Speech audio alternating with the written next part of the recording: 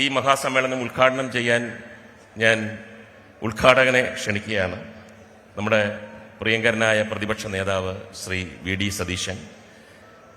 Shri V D സതീശനെ പറ്റി ഞാൻ സിനിമയിൽ ഉള്ള കാലഘട്ടം മുതൽ തന്നെ ഒരുപാട് കേൾക്കുന്ന ഒരാളാണ്. പക്ഷെ ആദ്യമായി കൂടുതൽ അടുത്തത് 7.5 കൊല്ലം മുമ്പ് ഞാൻ MLA ആയി വന്നപ്പോൾ പുതിയ വരുന്ന MLA-മാരെ ക്ലാസ് എടുക്കാൻ വേണ്ടി സീനിയറായിട്ടുള്ള അദ്ദേഹം വന്നു.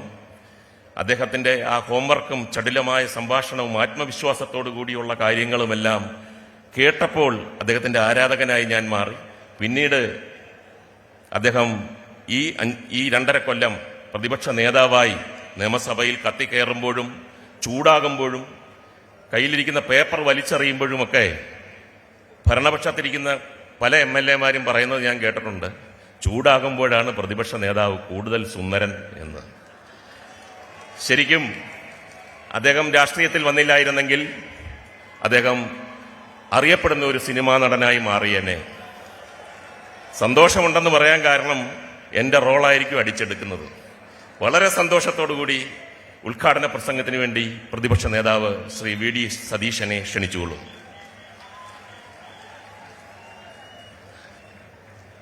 ഏറ്റവും പ്രിയങ്കരനായ അധ്യക്ഷൻ, സംസ്ഥാന ധനകാര്യ വകുപ്പ് മന്ത്രി ശ്രീ KN ബാലഗോപാൽ, വേദിയിലുള്ള പൊതുവിദ്യാഭ്യാസ മന്ത്രി അടക്കമുള്ള മന്ത്രിമാർ, നമുക്കെല്ലാം പ്രിയങ്കരനായ മമ്മൂക്ക, മേയർ, MLA-മാർ, വേദിയിലും സദസ്സിലുമുള്ള പ്രിയപ്പെട്ടവരെ, ഈ 62ാമത് സ്കൂൾ കലോത്സവം കൊല്ലം നഗരം അതിൻ്റെ ഹൃദയത്തിലേക്കാണ് ഏറ്റുവാങ്ങിയത്. ഞാൻ വേദിയിലിരുന്നപ്പോൾ എൻ്റെ മനസ്സ് മുഴുവൻ ഗ്രഹാതുരത്വം നിറഞ്ഞ ആഹ്ലാദകരമായ സ്മരണകളിലേക്കാണ് പോയത്. 7ാം ക്ലാസ് കഴിഞ്ഞപ്പോൾ മുതൽ എല്ലാ സബ് ജില്ലാ കലോത്സവങ്ങളിലും, ജില്ലാ കലോത്സവങ്ങളിലും, സംസ്ഥാന കലോത്സവത്തിലും സ്ഥിരമായി പങ്കെടുത്തിരുന്നൊരു വിദ്യാർത്ഥിയായിരുന്നു ഞാൻ. സമ്മാനം കിട്ടി സന്തോഷത്തോടെയും സമ്മാനം കിട്ടാതെ കണ്ണീരോടുകൂടിയും രണ്ടും മടങ്ങിപ്പോകുന്ന അനുഭവം എനിക്കുണ്ട്. ഇതൊരു വലിയ ഉത്സവമാണ്. കേരളത്തിൽ നമ്മളെല്ലാം മറന്നുകൊണ്ട് എല്ലാവരും ചേർന്ന് നമ്മുടെ കുഞ്ഞുങ്ങൾ ഉദിച്ചുയരുന്നത് കാണുമ്പോൾ എല്ലാവരുടെയും മനസ്സിലുണ്ടാകുന്ന ഒരു ആഹ്ലാദമാണ്.